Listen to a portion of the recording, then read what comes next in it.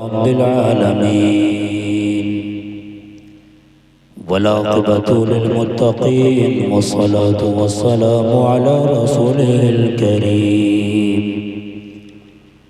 अम्मा बाद फ़अऊज़ु बिल्लाहि मिनश शैतानिर रजीम। बिस्मिल्लाहिर रहमानिर रहीम। या अय्युहल्लज़ीना आमनुत्तक़ुल्लाह सदक़ल्लाहु मौलानाल अज़ीम व सदक़ रसूलुहुन नबियुल अमीनुल मकीनुल करीम व नहनु अला ज़ालिका लमिनश शाहिदीन व शाकिरीन वल्हम्दुलिल्लाहि रब्बिल आलमीन। सलाम मोहब्बत पेश खिदमत है। अस्सलामु अलैकुम व रहमतुल्लाहि व बरकातुहू। आज के इस बज़्म के सदर और सरपरस्त अज़ीमुल मर्तबा शख्सियत हज़रत अल्लामा मौलाना मुफ्ती मोहम्मद सुल्तान साहब क़िबला मदज़िल्लहु नूरानी तशरीफ़ फरमा है। जो भी बैठे हैं वो थोड़ी देर बैठे रहें। अब ये खिताबत करने का भी वक्त नहीं, सुनाने का भी वक्त नहीं। मुझे लगता है कि आप लोग सुनने के भी मूड में नहीं हैं। बहरहाल काबिल मुबारकबाद हैं इस गांव वाले और हमारे आपके खतीब व इमाम, जिन्होंने बहुत पहले ख्वाहिश की थी कि हमारे यहाँ मस्जिद होनी चाहिए। आज मैं देख के बहुत खुश हूँ। अल्लाह तबारक व तआला इस गांव वाले की मेहनत को कबूल फरमा ले। आपने जलसा मुकम्मल समाअत कर लिया। सबसे पहला खिताब आपने जामिया आयशा सिद्दीक़ा लिल बनात के बानी हज़रत अल्लामा मौलाना फैसल रज़ा बरकाती साहब से जामिया खिताब समाअत किया। फिर बाद में मुझसे पहले हमारे अर्जुल अज़ीज़ हज़रत अल्लामा मौलाना शब्बीर अस्तर साहब क़िबला से खिताब समाअत किया। मेरे बाद दुआ पर इस महफिल का इख्तिताम होगा। शुराए किराम से आपने समाअत किया। हमारे प्यारे अज़ीज़ नक़ीब अहले सुन्नत अली रज़ा अतहर साहब से भी आप सुन रहे थे। हमारे इस खिताब का जो उन्वान था वो था ही। थोड़ी देर आप उस उन्वान पर आपसे मैं मुखातिब हूँ। कभी इंशाअल्लाह और आया और आप लोगों ने सुनने सुनाने का माहौल बनाया तो आपको सुनाऊंगा।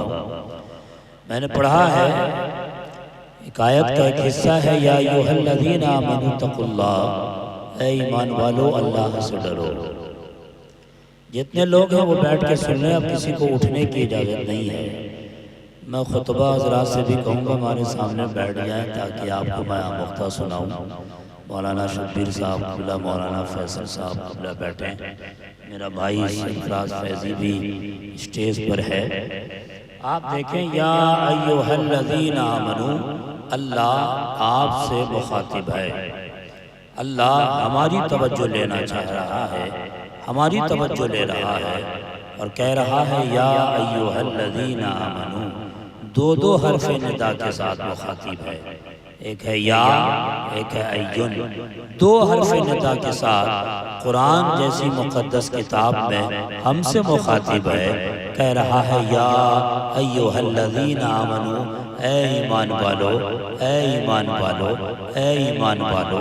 अल्लाह हमारी तवज्जो, वो परवरदिगार जो खिलाता है, जो पिलाता है, जिसके हुक्म से सारी हवाएं, जिसके हुक्म से ये सांसें चलती हैं, जिसके हुक्म से ये हवाएं चलती हैं, जिसके हुक्म से आपकी दुकान में बुहनी होती है, जिसके हुक्म से सारा निज़ाम चलता है, जिसने आपको हाथ जैसे नेमत दी, जिसने आपको आंखें जैसी नेमत दी, जिसने आपको ज़बान जैसी नेमत दी, जिसने आपको पेट जैसी नेमत दी, जिसने आपको पाँव जैसी नेमत दी, वो परवरदिगार कुरान करीम में आपसे मुखातिब है, कह रहा है या अय्युहल्लज़ीना आमनू, ऐ ईमान वालो, ऐ ईमान वालो।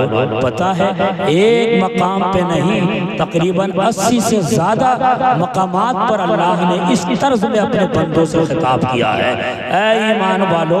अल्लाह हमारी तवज्जो ले रहा है और हम हैं जो ख्वाब गफलत में सोए हैं, गफलत की चादर ओढ़ के सोए हुए हैं, हम हैं जो नशावर चीज़ों में मस्त हैं, हम हैं जो हराम हलाल की तमीज़ किए हुए हराम चीज़ों में मस्त है।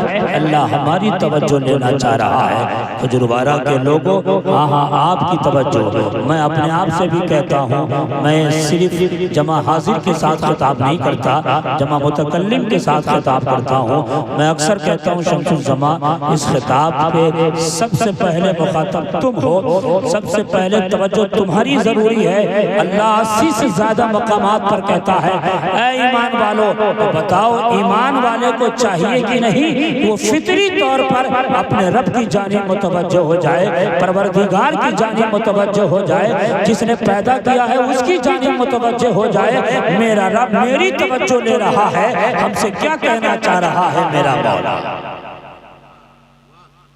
मैं आपको तकरीब फ़हम के लिए आपको समझाता हूँ, तशबीह तो नहीं देता, मिसाल तो नहीं देता, बस तकरीब फ़हम के लिए जहन को करीब करने के लिए। मस्जिद की दीवार है, आपने आलीशान मस्जिद बनाई है, मस्जिद के दीवार के उस पार आपके शेख कामिल बैठे हैं, आपके पीर मुर्शिद बैठे हैं, आपके मोतबर मुस्तनद इमाम बैठे हैं। दीवार के इस पार आप लोग बैठे हैं, 100 अफराद बैठे हैं, सबका नाम एक हो, सबका नाम फैसल हो, या सबका नाम शब्बीर हो, या सबका नाम अली रजा अतहर हो, और दीवार के उस पार से आपके शेख आवाज लगाएं और कहें है फैसल, तो दिल पे हाथ रख के बताओ, दीवार के इस पार वो जो 100 अफराद बैठे हैं, सबका नाम फैसल है, वो फितरी तौर पर उस दीवार की तरफ घूमेंगे जिसकी जानिब से आवाज आ रही है। मुमकिन है कि शेख कामिल की निगाह नाज मुझ पे पड़ने वाली हो,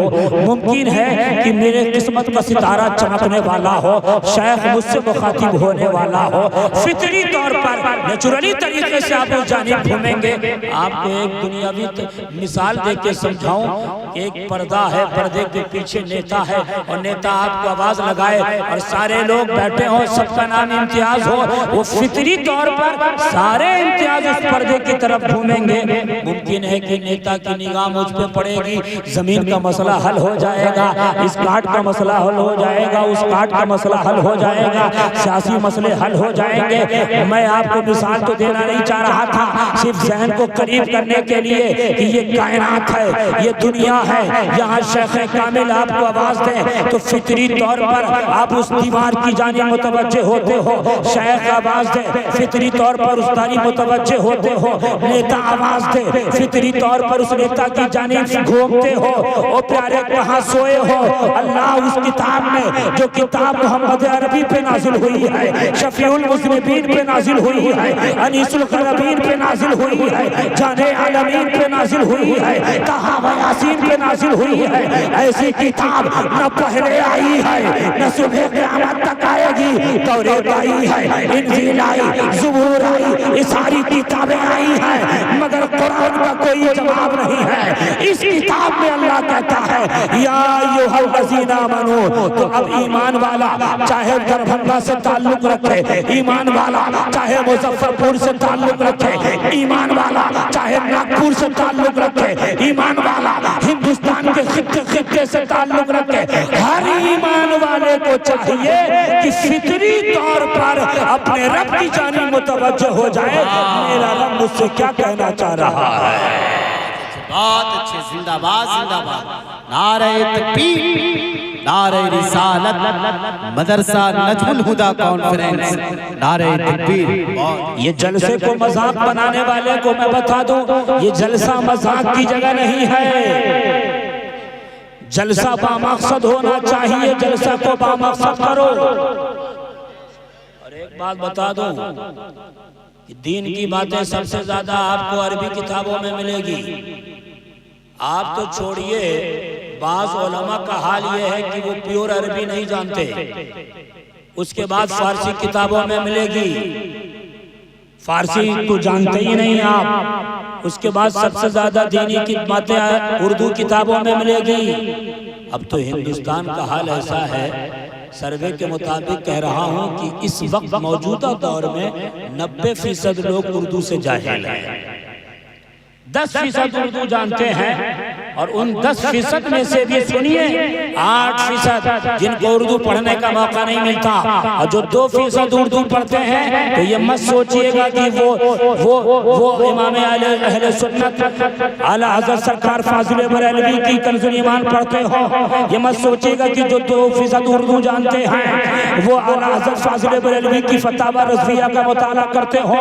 ये मत सोचिएगा कि जो 2% उर्दू जानते हैं वो जो तर्जमा की हुई किताबें इमाम रब्बानी की मकतूबातें इमाम रब्बानी है उसका मुताला करते होंगे, मखदूम जहां की मकतूबातें सदी का मुताला करते होंगे, इमाम इश्क़ व मोहब्बत इमाम ग़ज़ाली की मुकाशफ़तुल क़ुलूब अहयाउल उलूम का मुताला करते होंगे। नहीं, वो जो 2% आज के डेट में उर्दू पढ़ते हैं वो ज्यादा से ज्यादा चाय खानों पर बैठकर उर्दू अखबार पढ़ लिया करते हैं। इसलिए कहता हूँ जलसों में और जुमा में जो खिताबात का सिलसिला रखा गया वो इसलिए रखा गया है कि तुम्हें दीन की बातें यहाँ से सीखनी है, दीन का इल्म लेके जाना है। जिंदाबाद जिंदाबाद, नारे तकबीर, जरा हाथों को बुलंद कीजिए, नारे तकबीर, नारे रिसालत। अफसोस होता है साहब कि जलसे में भी आए, ये मेला घूमे और चले गए, मज़ारों पे आए, टूर पैलेस बनाया, चले गए, घूम फिर के चले गए। अगर यही रवैया रहा तो मैं समझता हूँ कोई इनकलाब पैदा नहीं होने वाला है। अगर इनकलाब पैदा करना चाहते हो, इनकलाब पैदा करना चाहते हो तो अपने जलसे को भी बामकसद बनाओ, और उलमा को चाहिए कि अपनी नशिस्त को भी बामकसद बनाए। आप लोग जितने लोग हैं नहीं बैठ के सुन लीजिए, और कल चाय खानों पे 10 लोगों को ये बात सुनाइएगा। ये ऐद कर लीजिए कि 10 लोगों को, ये जो शमसुज़्ज़मा खान साबरी आए थे, मुफ्ती साहब आए थे, नागपुर से थे, हैं तो मुजफ्फरपुर के नागपुर से आए थे, उनकी ये 10 बातें 10 लोगों तक सुनाना है। अब आपकी तवज्जो बढ़ गई, सरपरस्त जलसा की मौजूदगी में ये इलाका हज़रत मुफ्ती मोहम्मद सुल्तान साहब का है। आपकी तवज्जो बढ़ गई और आप कहोगे मुफ्ती साहब मेरी तवज्जो तो बढ़ गई, ए अल्लाह बताना अब तू क्या हमसे मुखातिब है, क्या कहना चाह रहा है। मेरी पूरी तवज्जो बढ़ गई, ए अल्लाह तू हमसे क्या कहना चाह रहा है। अल्लाह कहता है या अय्युहल्लज़ीना आमनू इत्तक़ुल्लाह, अल्लाह से डरो। कलाम अल्लाह का, मगर इसमें जलालत के इजाफे के साथ है, ये ताकीद है कि दुनिया में तुम किसी का खौफ ना रखना, डर और खौफ सिर्फ और सिर्फ अल्लाह का होना चाहिए। आज किसी को 5 बेटा है, 8 बेटा है, 10 बेटा है तो लोग उससे डरते हैं। कोई सेठ है तो लोग उससे डरते हैं, कोई पैसे वाला है लोग उसका खौफ रखते हैं, कोई सियासी शऊर रखता वो लोग उनसे डरते हैं, कोई सियासी ताकत रखता लोग उनसे डर रखते हैं। और लोगों जिससे डरना चाहिए लोग उसी से नहीं डर रहे हैं, जिससे जिसका खौफ रखना चाहिए लोगों के अंदर उसी का खौफ नहीं है।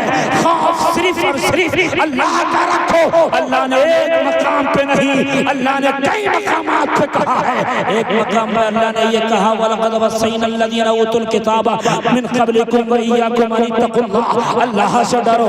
एक मकाम पे अल्लाह ने फरमाया या अय्युहन नासु इत्तक़ू रब्बकुमुल्लज़ी ख़लक़कुम मिन नफ्सिन वाहिदा व ख़लक़ मिनहा ज़ौजहा।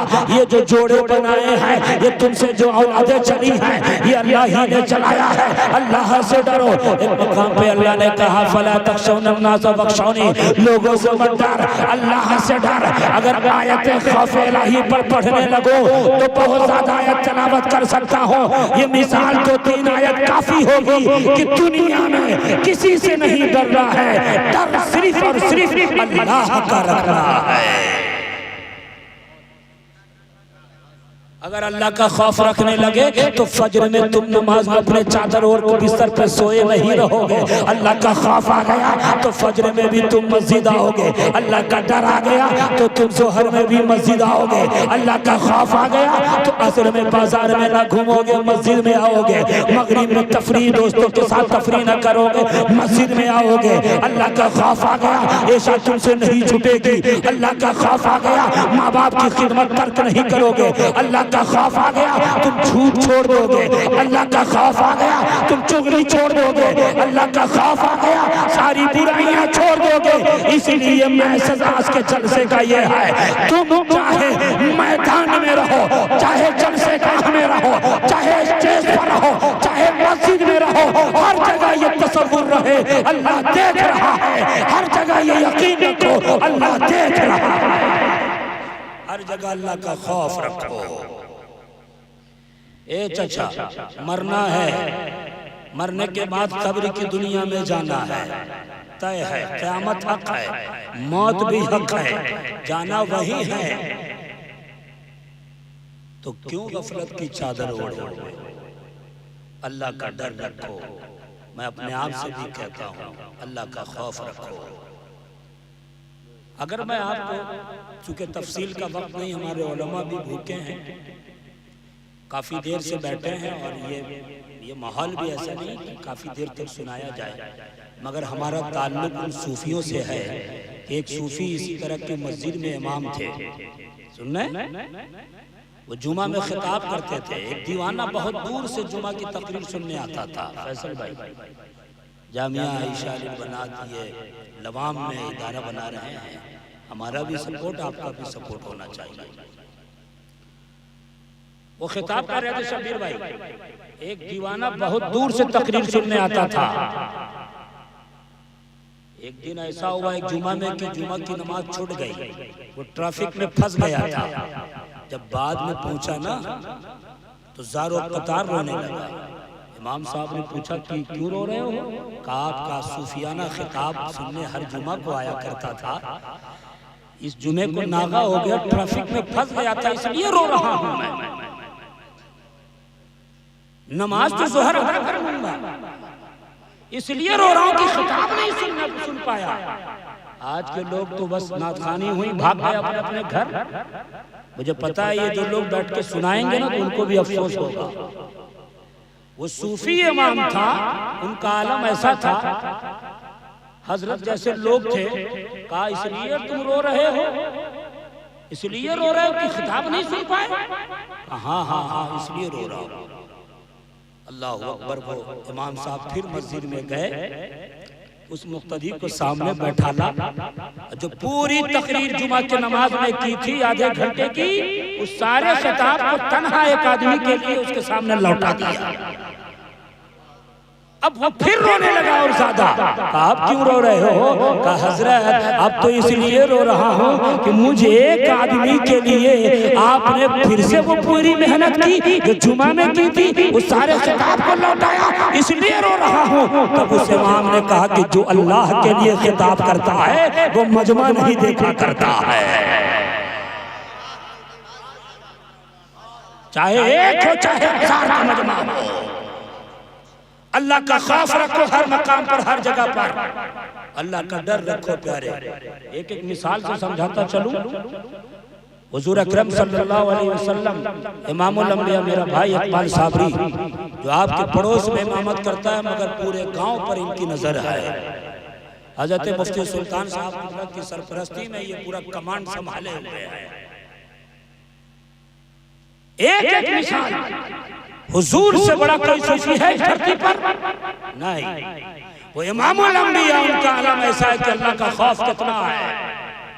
हम तो एक वक्त भी, मैं अपनी बात तो नहीं करता, उलमा की बात नहीं करता, अक्सरियत की बात करता हूँ, एक वक्त भी मस्जिद नहीं आते और सीना चौड़ा करके इस तरह से जलसे में नारा लगाते हैं जैसे लगता है कि जन्नत तो एकदम फिक्स है, तय है।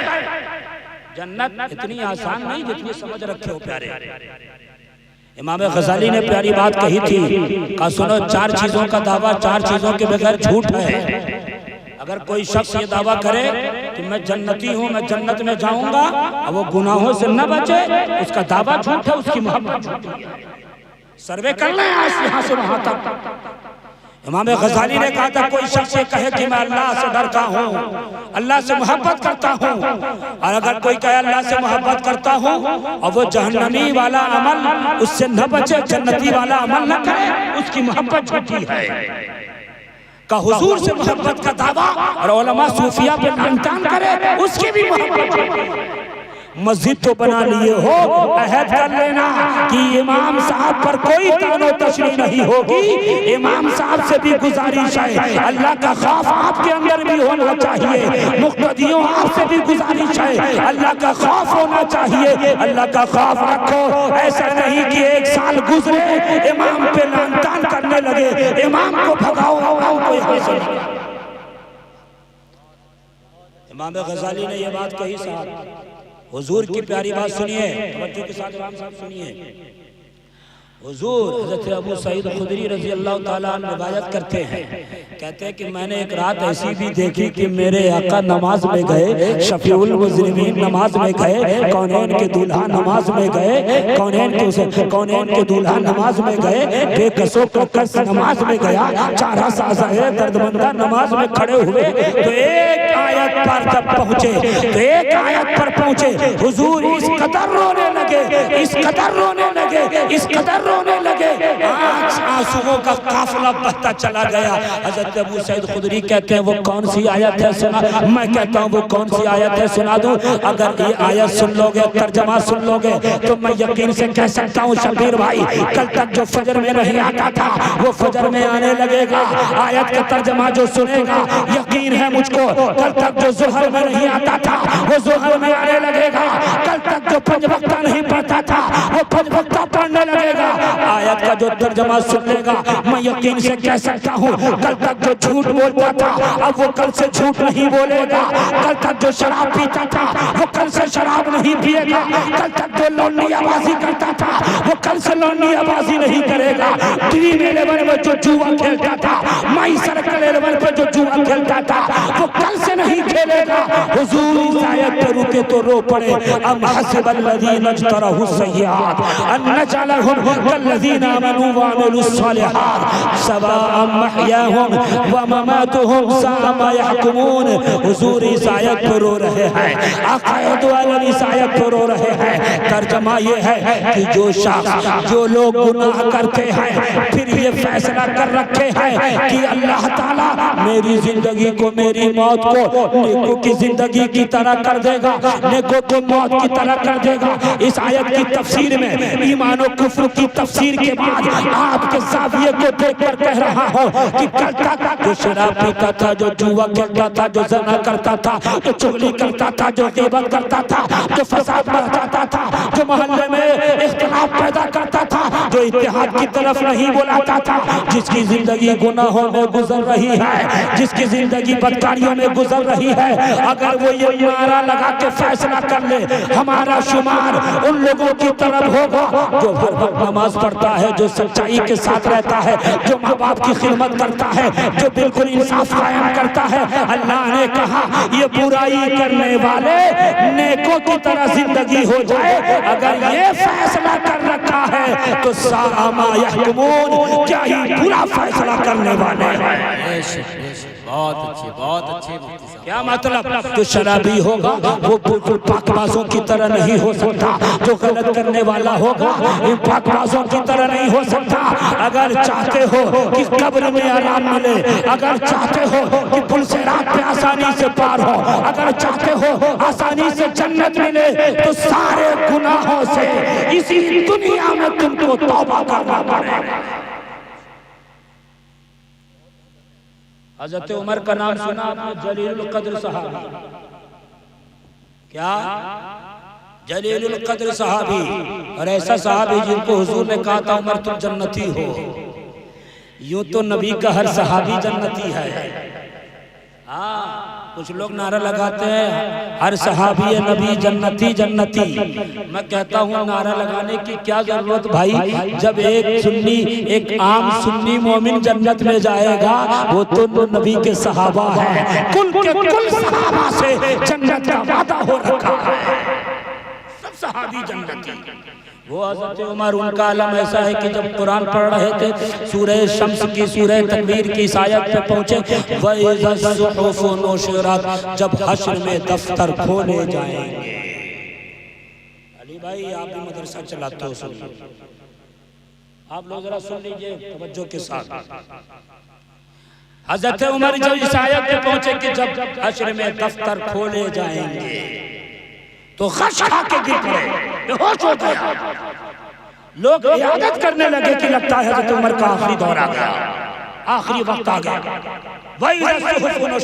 जब दफ्तर हश्र में खोले जाएंगे, मैं कहता हूँ हज़रत उमर का दफ्तर खुलेगा तो क्या निकलेगा, यही निकलेगा कि नमाज 5 वक्त पढ़ते थे, अमर नवाही पर अमल करते थे, हर चीजों पे अमल करते थे, वो तो सहाबी हैं। मगर खजुरवारा के लोगों, हमारा जब दफ्तर हश्र में खोला जाएगा तो क्या निकलेगा, यही निकलेगा कि फजर में हम मस्जिद नहीं आते थे, घर में भी नहीं पढ़ते थे, जोहर भी नहीं पढ़ते थे, असर भी नहीं पढ़ते थे, मगरिब भी नहीं पढ़ते थे, इशा भी नहीं पढ़ते थे, चाय खानों पे बैठ के फतवाबाजी किया करते थे, उलमा पे लानतान किया करते थे। हमसे तो गीबत बात थी, चुगलियां बात थी, हम तो अपने माँ बाप की खिदमत नहीं करते थे, हम तो बीवियों के हुकूक को भी बचा नहीं लाते थे। यही निकलेगा अगर ये दफ्तर निकलेगा, और सुनो ये निकलेगा इसलिए कि अल्लाह ने किरामन कातिबीन को हमारे साथ कर रखा है। जो बुराई करते हो, चाहे बंद कमरे में चाहे खुले मैदान में, अल्लाह का फरिश्ता हर गुनाह को लिखता है। सब खुलेगा, बहुत अच्छे सब खुलेगा। इसलिए अल्लाह का खौफ रखो, हर जगह अल्लाह से डरते रहो। उलमा से अवाम तक, पीर से मुरीद तक, सबसे गुजारिश है कि अल्लाह का खौफ रखो, अल्लाह को मुंह दिखाना है। हज़रत उमर का आलम तो ये है कि एक बार रास्ते में चल रहे थे, एक साहब घर में नमाज पढ़ रहे थे, और जब इस आयत में वो नमाजी पहुंचा, इन्ना अज़ाब रब्बिक लवाक़ि, हज़रत उमर वही धशका के गिर पड़े। बेशक तेरे रब का अज़ाब वाक़े होने वाला है, कोई बचा नहीं सकता। हम लोगों ने ये समझ रखा है, हमारे इलाके वालों ने, मैं इसी इलाके का ये समझ रखा है कि एकदम आसानी से जन्नत मिल जाएगी। जन्नत इतनी आसान नहीं साहब। अल्लाह ने नबियों को लफ्ज़ की बुनियाद पर नहीं छोड़ा, हमें अपने मेरे गुनाहों की वजह से छोड़ देगा। एक लफ्ज़ की बुनियाद पर आदम अलैहिस्सलाम को जन्नत से निकाला गया, हमारे और आपको रखेगा। इतनी आसान नहीं जन्नत जितनी आसान समझ रखे हो। जन्नत में जाने का एक तरीका, जन्नत में जाने का एक रास्ता, उसकी इफ्तिताह मस्जिद की सूरत में हो गई है। अगर जन्नती बनना चाहते हो, हर वक्त अपने सजदों से इस मस्जिद को आबाद करो। ज़्यादा लंबी तकरीर नहीं, बहुत शॉर्ट कर देता हूँ। हज़रत उस्मान गनी का नाम सुना होगा, जब कब्रिस्तान से निकलते तो रो पड़ते आप। लोग कहते हैं कि आप तो अशरे मुबश्शरा में शामिल हैं, आप क्यों रोते हैं? आप कहते हैं कि तुम जन्नत की बात करते हो, हमें ये डर है कि कब्र में हमारे साथ क्या होगा। इमाम आज़म जिनकी फ़िक़्ह में हम रहते हैं, इमाम आज़म अबू हनीफा जिनकी फ़िक़्ह में हम तक़लीद करते हैं, उनका आलम ऐसा है। एक शख्स ने कहा था, कपड़े की तिजारत कर रहे थे, एक शख्स ने कहा था या अल्लाह हमें जन्नत नसीब फरमा। हज़रत इमाम आज़म रो पड़े, दाढ़ी पकड़ के 3-3 दिन तक रोते थे आप, जंगल चले गए रोते हुए। जब फिर बाद में मिले तो किसी ने कहा कि आप क्यों जंगल चले गए, क्या बात थी? तो हज़रत इमाम आज़म कहते हैं तुझे जन्नत की फिक्र है, हमें ये डर है कि कब्र में हमारे साथ क्या होगा। इमाम इश्क मोहब्बत आला हज़रत सरकार फाज़िल बरेलवी की जिंदगी देखो, अल्लाह का खौफ उनके अंदर कितना था। एक मकाम पे लिखते हैं कि जिंदगी में सबसे ज्यादा परेशानी मेरे साथ उस वक्त आई जब 4 आदमी मुझे उठाकर जमात से नमाज पढ़ने के लिए मस्जिद ले जाया करते थे। 4 आदमी कहाँ ले जाता है भाई? कब्रिस्तान।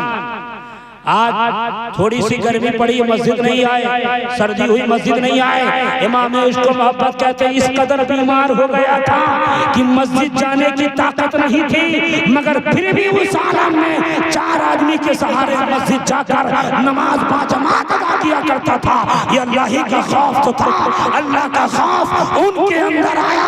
जमाना आला हजरत कहता है, जमाना इमाम अहले सुन्नत कहता है, अल्लाह का खौफ हजरत नौमान बिन अबू हनीफा के अंदर आया। जमाना इमाम आजम कहता है, अल्लाह का खौफ अब्दुल कादिर जिलानी के अंदर आया।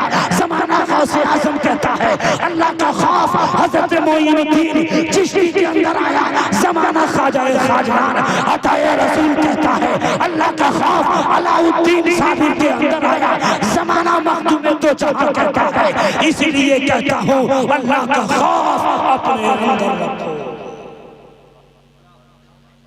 अगर अल्लाह का खौफ आ गया तो आपके लिए खुशखबरी ही खुशखबरी है।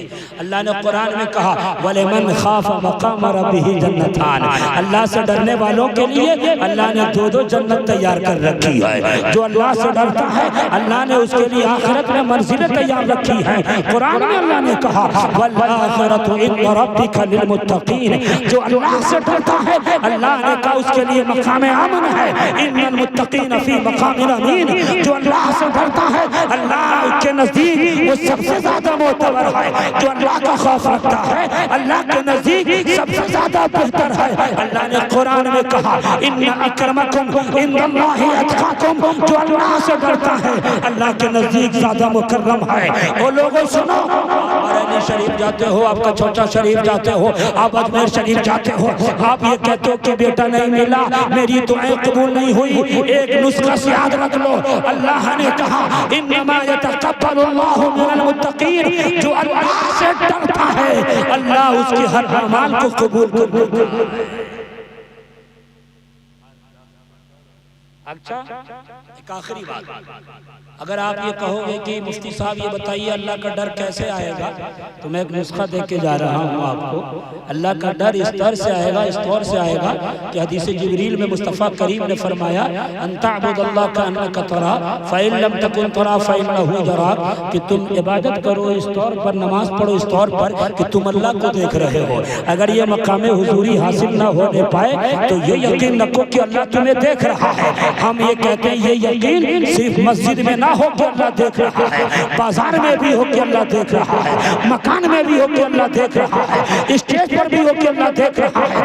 हर जगह ये तसव्वुर रखो कि अल्लाह देख रहा है।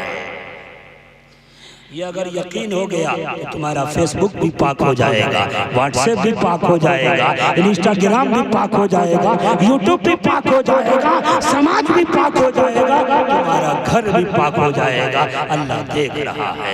वाह दवाना अल्हम्दुलिल्लाहि रब्बिल आलमीन। नसीहत आमेज़ कलिमात पर सलातो सलाम।